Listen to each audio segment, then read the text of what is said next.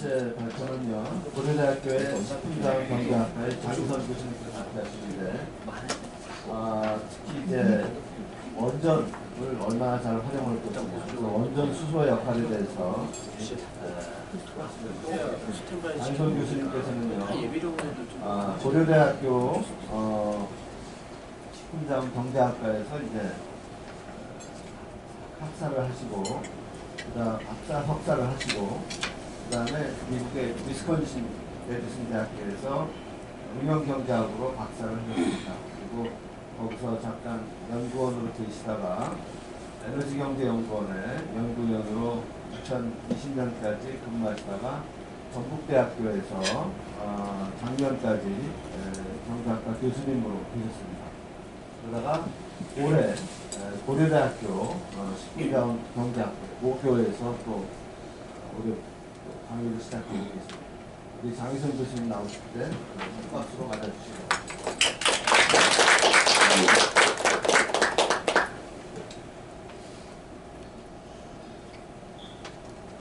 안녕하십니까. 오늘 이제 초대해 주셔서 감사드리고요.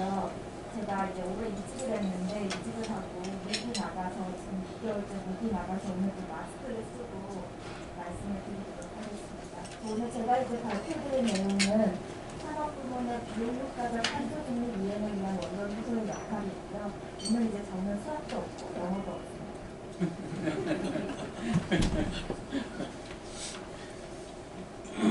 처음 몇 장은 이제 어제 저희 자원경제학회랑 대한상공회의소가 같이 이제 공동으로 세미나가 있었는데요. 처음 몇 장은 어제 이제 정은희 박사님께서 좀 말씀해 주신 내용이신데, 이제 모두 아시는 바와 같이 우리나라 국가 온실가스 배출에서 전환 부문이 37%, 산업 부문이 또한 약 36%, 수송 부문이 한 13.5% 차지를 하는데요. 간접 배출을 포함하면 산업 부문이 거의 절반 이상을 차지합니다. 우리 이제 뒤에 학생들도 있는데 여기에서 이제 직접 배출이라고 하면 이제 그 사업장의 경계선 안에서 직접적으로 배출이 되는 온실가스 배출량을 의미하고요. 간접 부문을 포함한다고 하면 그 사업장 경계선 안에서는 배출이 되지 않지만 실질적으로 그 사업장의 활동으로 인해서 배출이 되는 부분. 그래서 이제 사실상 이제 전력 사용량에 따른 이제 배출량을 포함한다고 보면 되고요.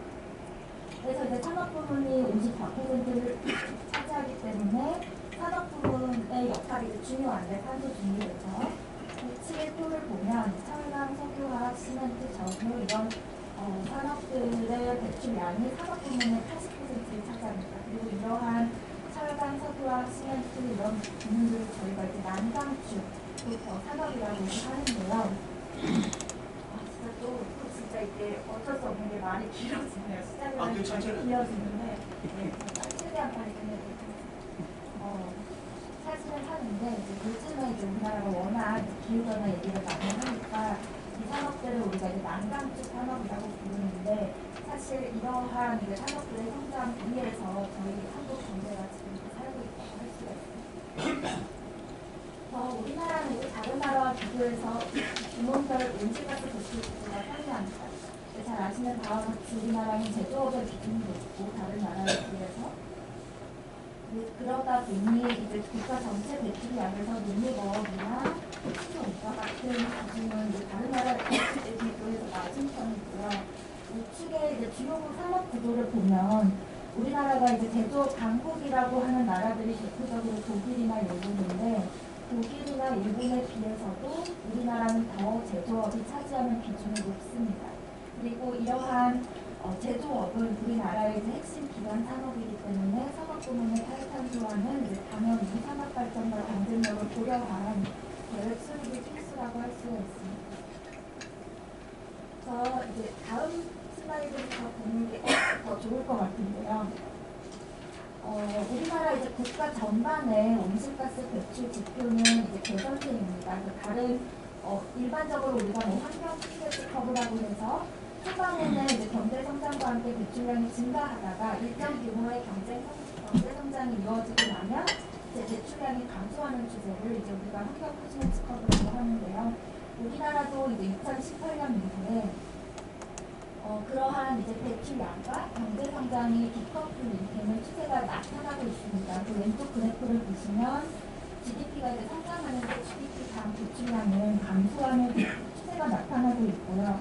그런데 이제 문제는 우리가 산업 부분을 뜯어놓고 보면 우측을 보면 탄소 집약도가 거의 변화가 없다는 것입니다. 그리고 어제 이제 정은희 박사님 설명을 들어보니까 이 화학 부분에서 이렇게 한 번씩 이제 탄소 집약도가 꺾이는데 이게 이제 설비 교체와 좀 많이 연관이 되어 있다고 하더라고요. 그래서 보통 이제 산업 부분의 탄소 집약도가 개선이 되기 위해서는 결국 어떤 고효율 설비 교체가 필요하고, 그런데 지금 우리나라의 문제는 다른 이제 나라들에 비해서 경제 성장을 늦게 시작했기 때문에 사실 이 설비들이 이미 효율이 높고 그리고 아직 교체 주기가 이제 많이 남아있다는 것입니다. 그래서 탄소 집약도가 개선이 되는데 한계가 있고 또 근본적 변화에는 그런 대대적 혁신이나 투자가 필요하다고 할 수가 있습니다. 그래서 이제 앞에 슬라이드로 넘어오면 탄소 집약도 배출 원단위의 개선이 없기 때문에 사실 지금 현실상 산업 부문의 배출량은 거의 경제 성장과 같이 간다고 할 수가 있고요. 경제 침체와 같이 간다고 할 수가 있고요. 그래서 2021년, 2년, 3년 산업 부문의 이 배출량의 감소는 사실 우리가 얼마만큼 그만큼 경제 침체를 겪었는지를 알 수가 있는 겁니다. 그래서 21년, 2년, 3년에 매우 급격하게 감소를 해서 사실 보면 거의 저희 2030년 NDC 목표를 거의 달성하다시피 했었고요. 약간 못 미치게까지 감소를 했었고 24년에 이제 일정으로 경기가 회복이 되면서 다시 배출량이 증가하고 약간 증가한 그런 상황입니다.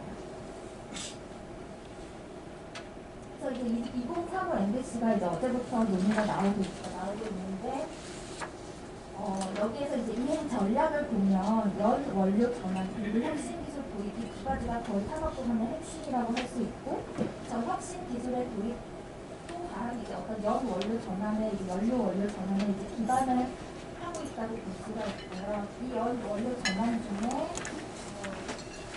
수소가 이제 난방수 산업 부문에서 수요가 증가가 될 것으로 예측이 됩니다. 왼쪽 그래프를 보시면 이 수소가 특히 어떤 부분에서 증가를 하냐, 철강 그리고 운송, 장거리 운송 그리고 화학 이러한 부분에서 이제 증가가 될 것이라고 예측을 하고 있고, 이제 철강은 수소 환원 대처 그리고 화학은 뭐 피드스탁 및 열에너지 대체 우측 그래프에서 이제 화학 부문에서 어떻게 수소가 사용되는지를 보여주고 있고요. 특히 이제 철강 부문의 수소 환원 대처이 이제 오늘 제가 말씀드릴 내용인데. 산업계에서는 수소 가격이 이제 킬로그램당 2,500원은 돼야 된다. 그래야 이게 국제 경쟁력을 갖출 것이다 라고 이제 말씀을 하시고 있습니다.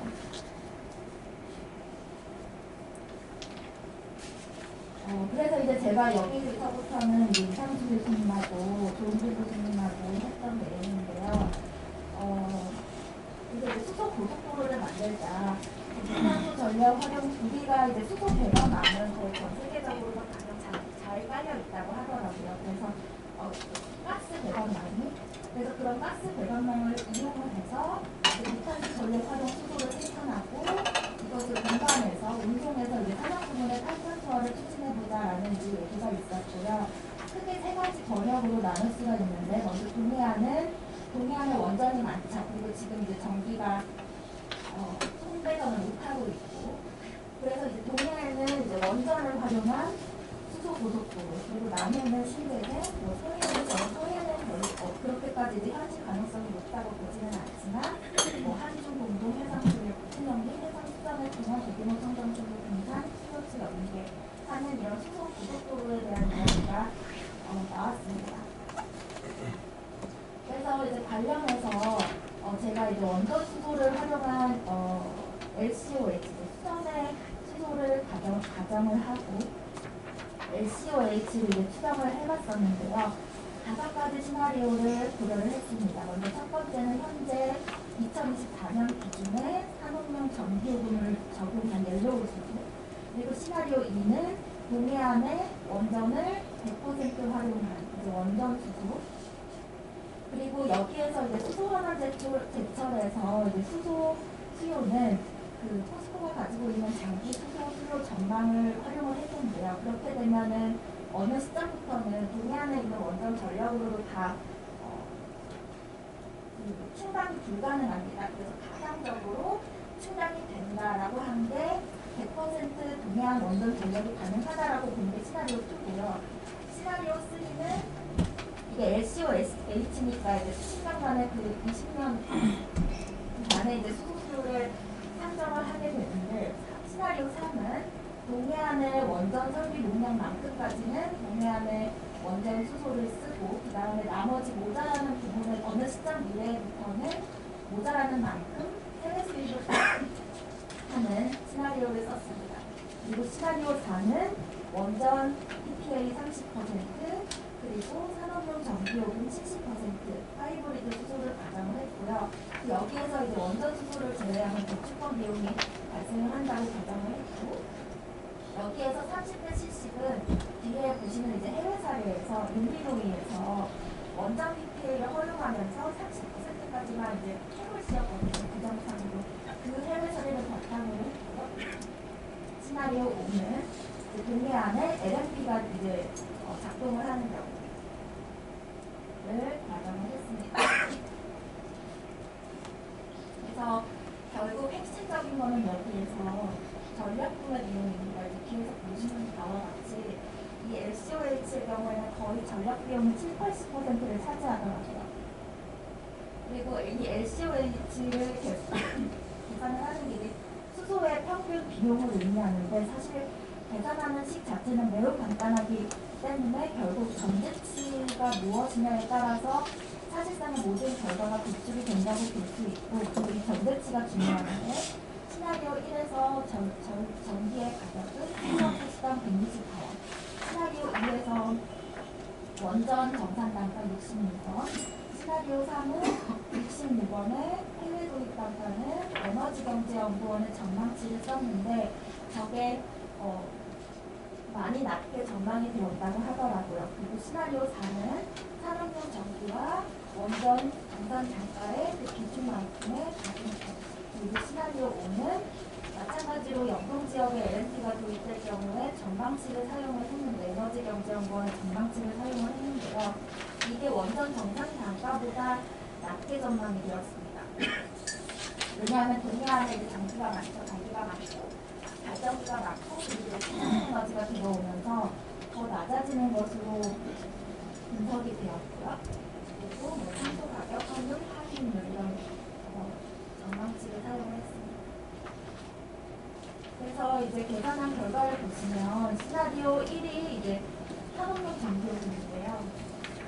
지금 대출권 비용이나 배당 비용을 포함하지 않더라도 9,640원이고 킬로그램당 모든 비용을 포함하면 여기서 모든 비용은 배당 비용과 한식 비용까지 포함을 한 것인데 거의 12,000원 수준으로 사실상 경제성이 없고요. 원전 PPA가 4,596원 그리고 해외 도입을 할 경우에 그 해외 도입 단가에 따라서 거의 지금 원전 핑크 수준과 유사하게 나타났는데 이거는 이제 해외 도입 단가가 굉장히 많이 낮게 이제 그 보고서에서 전망이 되었다고 하시더라고요. 그리고 산업용 닭과 원전의 이제 하이브리드 수소는 그 중간치인 9,000원 정도 그리고 옐로우 LNP의 경우에는 LNP 가격 자체는 낮지만 대출권 비용이 발생을 하기 때문에 6,474원 수준으로 계산이 나왔습니다. 그래서 이거는 이 다음부터 이제 슬라이드는 각각의 시나리오별로 항목별 기준을 보여드리는 건데요. 지금 보시다시피 어떤 시나리오를 가정을 하든 70에서 80% 수준이 전기요금이 차지합니다. 전력 비용이 차지해서 사실상 이 원전 수소는 어쨌든 우리가 이제 기술이 가능하다는 전제하에 수소를 저렴하게 전기를 저렴하게 확보하는 대용량의 전기를 안정적으로 저렴하게 확보하는 것이 핵심이라고 볼 수 있을 것 같습니다. 다음 이제 시나리오별로 그래프를 보여드리고 있고요. 여기에서 이제 세액 감면까지 적용할 때 사실 시나리오 2에서 원전 수소에서 4,597원도 지금 그 산업계에서 얘기하는 2,000원대에서는 한참 멀거든요. 그래서 여기에서 이제 세액 공제 20%까지 적용할 경우에는 3,678원 수준으로 여전히 2,000원대에는 못 미치지만 그나마 원전 수소가 가장 경제성이 있는 대안으로 분석이 되었습니다.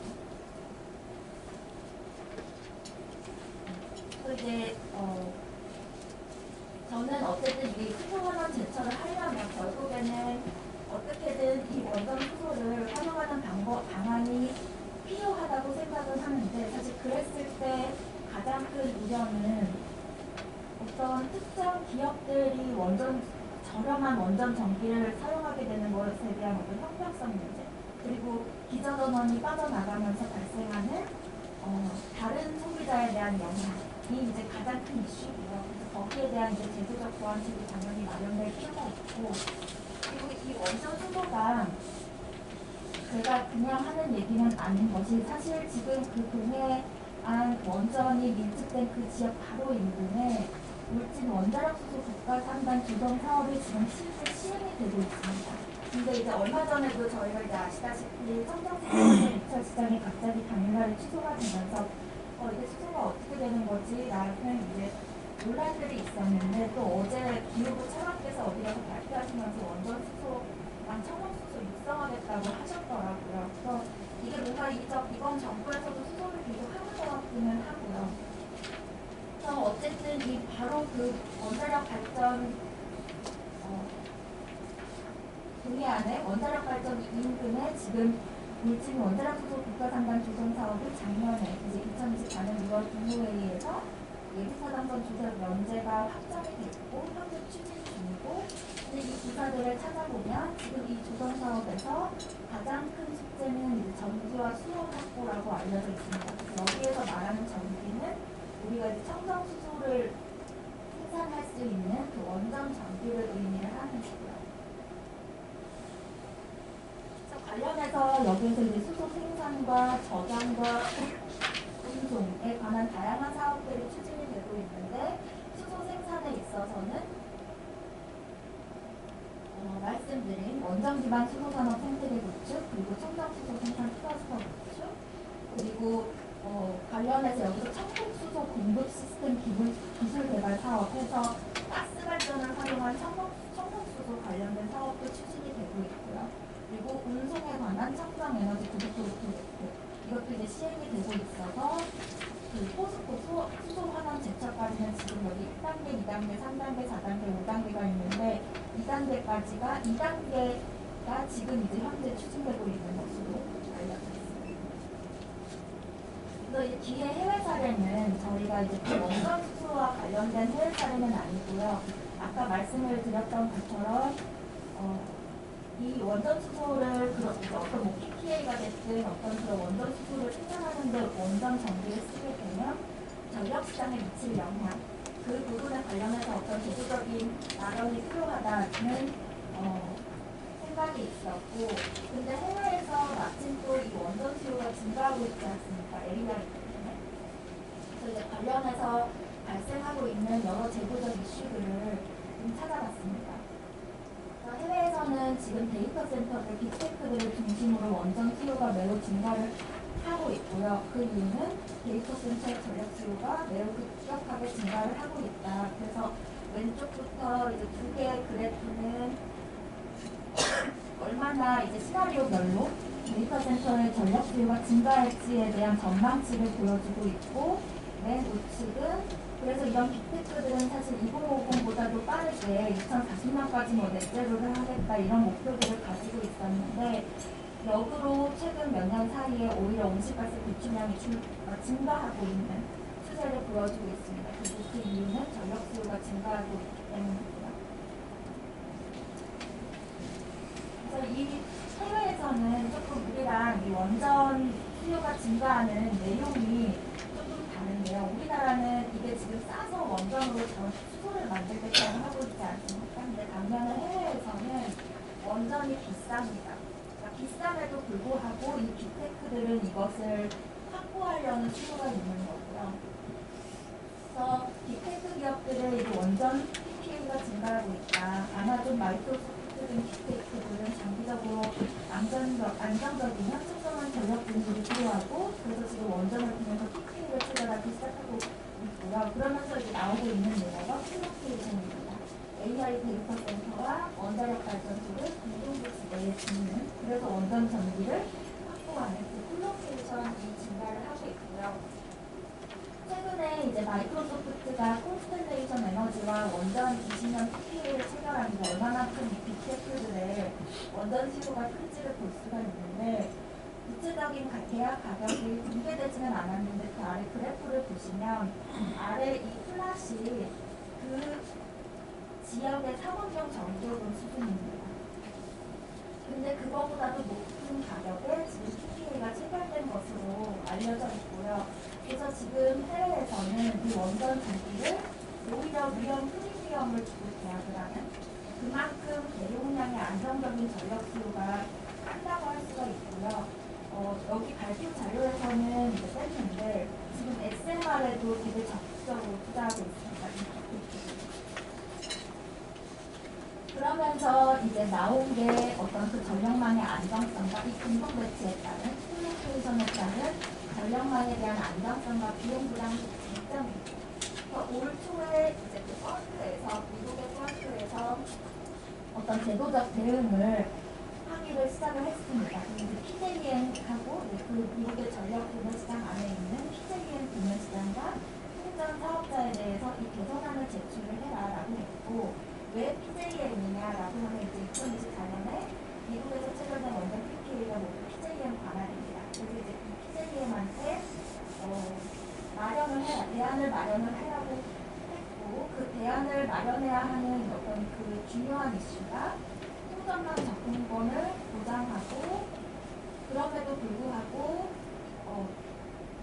이 빅테크들이 사실상 원전 PPA를 함으로써 만 이용 요금을 회피하는 반면에 또 그 혜택은 여전히 받고 있는 거거든요. 그래서 그런 거에 대한 어떤 비용 분담 원칙, 청정만 접근권 주장, 그리고 백업 전략 이런 것들에 대한 어떤 그 쟁점에 대해서 이제 대안을 마련하려고 했고요. 근데 이제 이게 원래는 뭐 올해 6월, 올해 9월 이렇게 뭔가 결과가 나올 것이라고 했었는데 지금은 2026년이나 되어야 뭔가 이 구체적인 내용이 가시화될 것이다라는 전망이 나오고 있습니다.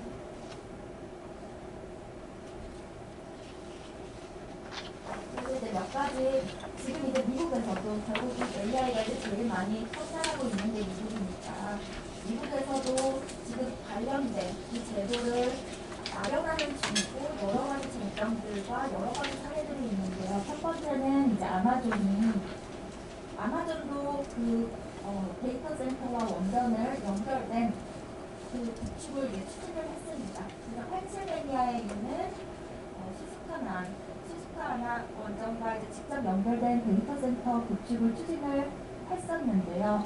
그래서 이제 2024년 3월에 해당 부지를 해당 부지와 설비를 인수를 했고 기존에 이제 막 연결 계약을 수정해서 데이터 센터 공급 전력을 300MW에서 이제 480MW로 증설을 요청을 했는데 펑크에서 해당 제안을 거부하는 것으로 결정을 내렸습니다. 그러면서 이제 그때 한 말이 지역 전력망 안정성에 대한 저해가 우려가 된다. 그리고 기존 소비자에 대한 요금 정가 가능성이 존재를 해서 공동 배치는 복잡하고 다층적인 규제 이슈를 포함하고 지금 제대로 판단하지 않으면 향후 큰 문제가 발생할 것이다 라면서 이제 거부를 결정을 했고요. 그래서 이제 당연히 원전 운영사인 헬렌에너지는 반발을 했고 그러면서 당시에 에너지 기업 주가들이 이제 급락했던 사례들이 있고요. 반면에 아까 말씀드렸던 마이크로소프트는 승인을 받았죠. 그 승인을 받았는데 차이점은 앞에 아마존은 공동 배치, 콜로케이션이고 그러니까 직접적인 전력망을 사용하지 않고 PPA고 다음은 이제 가상 PPA입니다. 그래서 직접 연결이 아닌 PJM 대통을 연계해서 갖는 것이라 사실상 펑크 규제에 대한 영향이 거의 없다. 그래서 직접 연결이 아닌 개통 공급 방식으로 앞에 아마존 사례와 같은 규제 부담이 없고 전력망에 미치는 영향이 명확하고 간접적이므로 망 안정성이나 요금체계 왜곡 등의 문제가 없다는 점에서 여기는 승인을 받았고요. 그래서 이 두 사례의 시사점은 현재 어떤 이렇게 원전 전기의 공급 방식의 구조적인 차이가 규제 리스크에 큰 영향을 미치고 또 꺾이는 공동 배치에 대해서 점점 더 엄격한 기준을 적용하고 있다. 단기적으로는 데이터 센터들이 이러한 거점 PPA, 개통을 통한 원전 전기의 간접 구매 방식을 이제 선호할 것으로 예상이 되는데 사실 콜로케이션 수요는 이제 장기적으로 지속적으로 확대될 것이기 때문에 어떤 그리드 비용 분담, 개통 비용 분담, 요금 공정성, 일정성이라고 등에 대한 어떤 구체적인 정책이 필요하다라는 시사점을 얻을 수가 있습니다. 인디애나 지금 각종 주에서 여러 사례들이 나오고 있는데요. 인디애나주에서도 이슈가 있었습니다. 아마존이나 구글 이런 빅테크 기업들이 인디애나에 총 150억 달러 규모 AI 데이터 센터 투자가 이루어졌고요. 그러면서 이 주 내에서 전력 수요가 급증했고 비용 분담 논란이 대두되었습니다. 그래서 2025년에 올 초에 우측에 이제 그 기사 화면을 보여드리고 있는데요.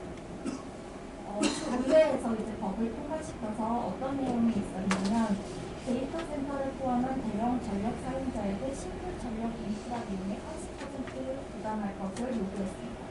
여기에서 인프라 비용이라고 하면 발전소, 충전소, 그리고 앞으로 계획된 SMR 건설 비용이 포함이 됐고요. 여전히 소비자 보호단체에서는 여전히 일반 작은 소비자들이 20%의 비용을 부담하고 있는 거 아니냐 라면서 이제 여전히 어떤 그 반발이 있었고 여기에서 이제 핵심 쟁점은 AI 수요 대응을 위한 전력 인프라 확대는 불가피하다거나 비용 분담의 형평성과 규제 명확성 확보가 필요하다라는 시사점을 얻을 수 있는데 그 최근에 근데 또 제가 에너지경제연구원하고 박사님하고 얘기를 하다 보니까 어떤 박사님이 김철현 박사님이 때문에 기본 과제로 우리나라의 이 AI 수요에 따른 전력 수요가 어떻게 될 것인가에 대한 연구를 하고 계시더라고요. 근데 그 박사님이 생각하시는 거는 우려하는 만큼 우리나라에서 어떤 그 전력 수요 증가가 생각보다 크지 않을 수 있다라는 생각을 가지고 계시더라고요. 여러 가지 이유 중에 하나가 있는데 본인이 생각에는 산업용 전력 수요가 아까도 말씀하셨듯이 급격하게 크게 줄고 있고 그렇게 주는 것만큼 AI가 그 이상으로 엄청 많이 증가하겠느냐에 대한 어떤 질문을 갖고 계시더라고요. 이제 마지막으로는 일리노이주의 사례인데요. 일리노이주가 이제 거의 그 미국에서도 거의 처음으로 그 원전 PPA가 허용된 지역이더라고요. 일리노이주의 경우에는 장기 고정 가격 기반의 원전 PPA 수요가 증가하고 원전의 과도한 장기 계약으로 기존 전력 시장 내 전력 부족이 우려가 되면서 전력 공급의 대부분을 민간 대형 수요자가 이렇게 가져가게 되면은 소규모 사용자나 일반 가구의 요금 상승이 불가피하다. 그래서 원전 전력의 외부 유출을 제한하고 공정한 시장 운영을 위한 제도가 필요하다라고 해서 2023년에 에너지 관련 주법을 개정해서 데이터 센터 등의 어떤 민간 대형 수요자와 원전 간의 직접 PPA를 허용했습니다. 그래서 이게 이제 미국에서도 첫 사례이고요. 근데 이때 이제 했던 것이 저희가 이제 시나리오에 가져온 내용인데 원전 총 발전량의 30%까지만 PPA를 허용하고 나머지 70%는 지역 내 유통이나 어떤 지역 분야수요로 사용되어야 한다라는 제안을 걸었습니다. 그래서 좀 개인적으로는 어떤 이러한 사례를 우리가 좀 참고해 볼 수 있지 않을까라는 생각이 있습니다. 제 발표는 여기까지입니다. 예, 우리 장 교수님께 2주 전에 그 우리 발표하셨던 정현재 교수님 내용하고 좀 이렇게 재밌게 연결되는 부분이 있어서 간단하게 좀 제가 정리를 하고 또 말씀을 드리도록 하겠습니다. 혹시 기억나실지 모르겠지만 2주 전에 정현재 교수가 펜실베니아 아까 사례 그 FERC에서 금지시킨 사례 같은 지금 여기 보시면 펜실베니아인데 하나는 MS고 하나는 아마존인데 아마존은 안 된다 그러고 MS는 된다 그랬잖아요. 근데 지금 장 교수님 말씀하신 대로 아마존의 경우에는 아마 직접 물리적인 실물 전개 흐름과 관련된 거고 MS는 계약, 그러니까 사실은 실물하고 상관없이 그냥 계약만 하는 거기 때문에 재무적인 계약이기 때문에 사실은 그 전력 계통에 미치는 영향은 좀 최소화된다. 그래서 그 차이 같습니다. 그래서 FERC, 그 Federal Energy Regulatory Commission, 그 주간 그 전력 거래를 규제하는 에너지 거래를 규제하는 미국 연방 규제위원회가 거기서 차이를 한 것 같고, 그래서 그런 지난번 정현재 교수님 발표랑 잘 연결시키시면 아주 좋을 것 같고요. 그 다음에 이제 제가 몇 가지 이제 이제 학생들 때문에 요거 좀 정의만 좀 해주세요. 수소가 색깔이 많더라고요. 핑크, 옐로우, 그린, 블루, 그레이. 이거 잠깐만 용어만 해주시고, 그 다음에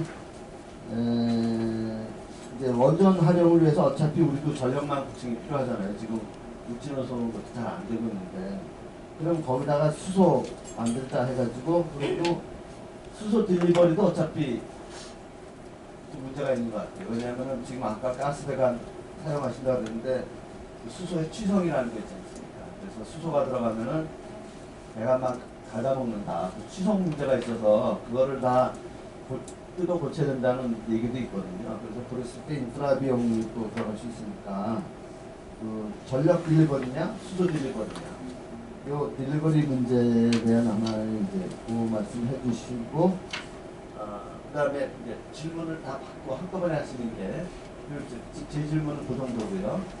혹시 또 질문 있으시면. 네, 장관님.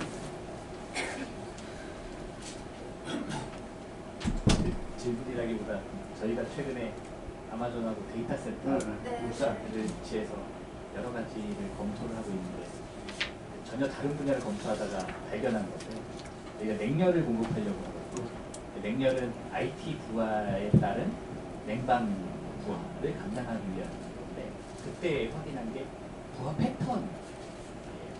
그러니까 원전을 매칭을 시키려면 데이터 센터의 부하 패턴이 이 가능성, 이 변동성이 크지 않아야 된다는 게 우리가 일반적으로 알고 있는데, 그런데 지금 확인해 보니까 데이터 센터의 특히 AI용은 부하 패턴이 급격하게 움직일 수 있더라. 이게 되게 고민이거든요. 그래서 직접 연결하는 건 아까 그래서 한계가 있는 거예요. 그리드는 그걸 흡수해서 얘가 보완해 주는데 직접 연결하는 건 어려울 것 같더라. 그래서 앞으로 우리가 원전을 데이터 센터에 활용하려면 그 부하 패턴에 대한 연구와 그거에 대한 보완이 필요하겠다라는 시사점이 하나 있더라고요. 네. 그런 것들이 앞으로 반영이 좀 돼야 되는 것 같습니다.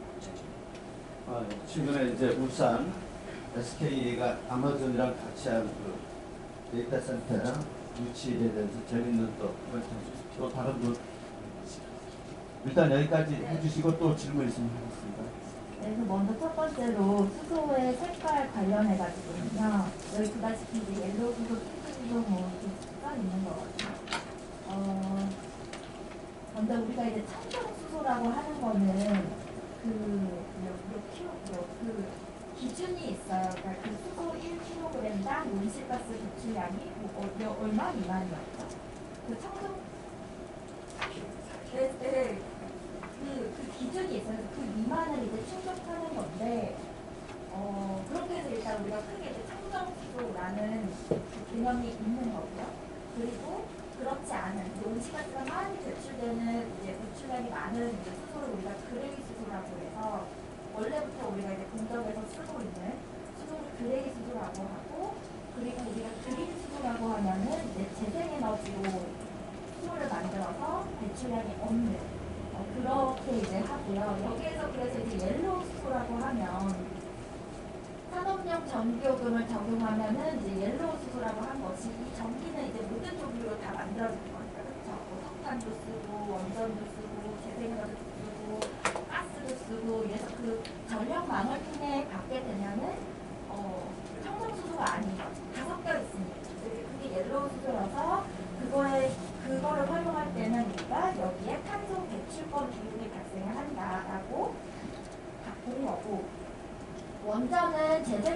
원전은 아니지만 이산화탄소 배출량이 없습니다. 그래서 원전을 가지고 만든 거를 우리가 이제 핑크 수소라고 하고요. 하이브리드 수소라고 하는 것은 원전 30%에서는 이제 배출량이 발생하지 않지만 산업용 전기요금을 활용했을 때 70%에서 발생하기 때문에 이제 우리가 하이브리드 수소라고 한 거예요. 그리고 여기에서 이제 우리가 아까 청록수소라고 하는 것은 여기 지금 대용량 청록수소 공급 시스템 기술 개발 사업에서 청록수소는 우리가 가스를 가지고 만든 이제 수소를 얘기를 하는 거고요. 그 수소 운송 방안에 대해서 말씀을 해주셨는데 저희는 지금 그래서 저희도 그때 고민을 했던 것이 원자력 발전소 바로 옆에서 수소를 만들어가지고 그 수소를 운송을 할 거냐. 지금 거기에서 결과적으로는 대관망 비용이 발생한다고 본 거고요.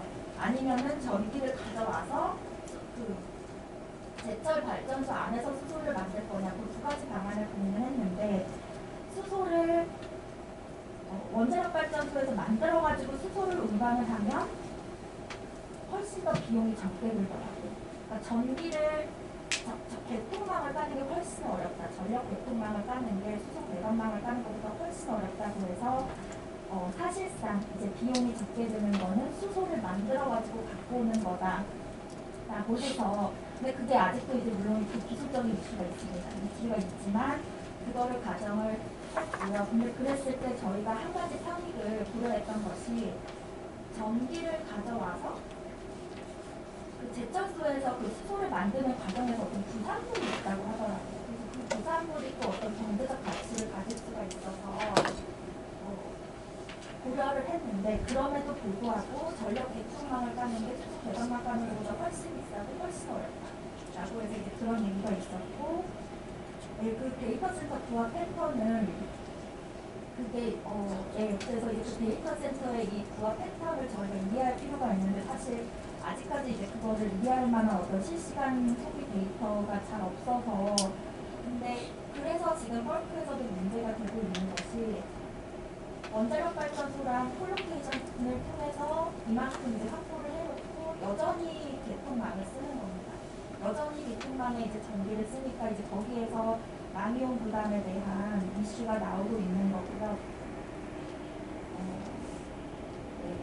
그래서 이제 이게 데이터 센터의 패턴이 생각보다 얘가 갑자기 막 뭔가를 러닝을 하기 시작하면 이게 막 갑자기 급격하게 증가한다고 하더라고요.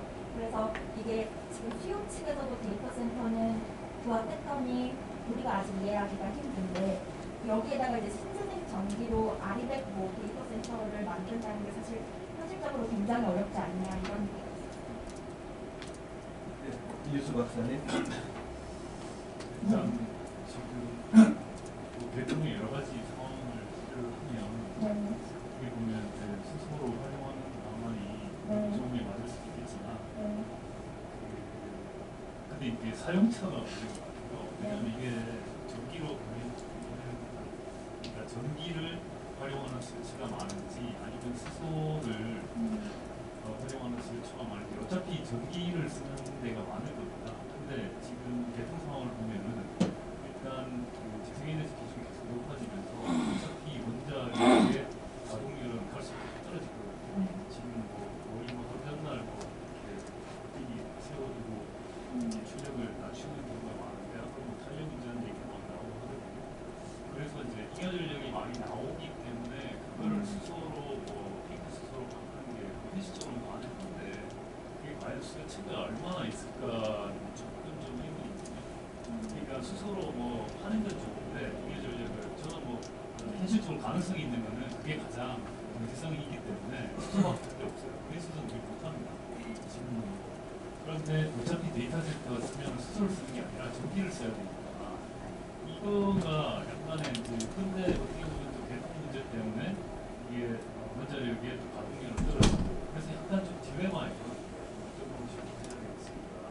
그게 조금 어떻게 생각하시는지 잘 모르겠어요. 그래서 저도 이제 이거를 생각을 했던 게 지금 동해안을 석탄이랑 원전이랑 서로 경쟁을 하고 있잖아요. 그러면서 지금 사실 석탄이 밀리고 있는 건데 어쨌든 원전이 가까니까 그런 상황에서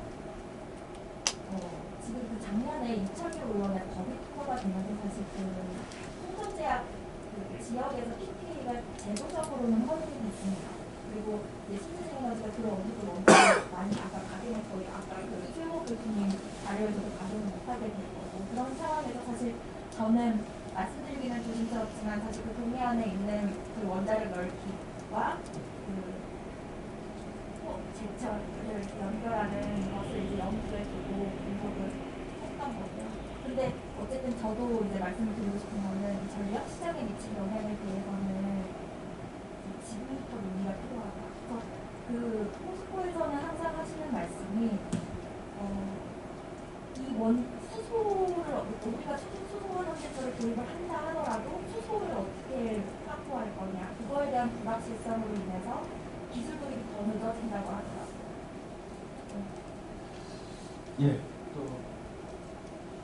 예, 오늘은 여기까지 하도록 하겠습니다. 우리 오랜 시간 동안에 발표해 주시고 또 질문에 답해 주신 장희선 교수님께 다시 한번 박수 부탁드립니다. 다음 주는 쉬고요. 우리가 11월 21일 날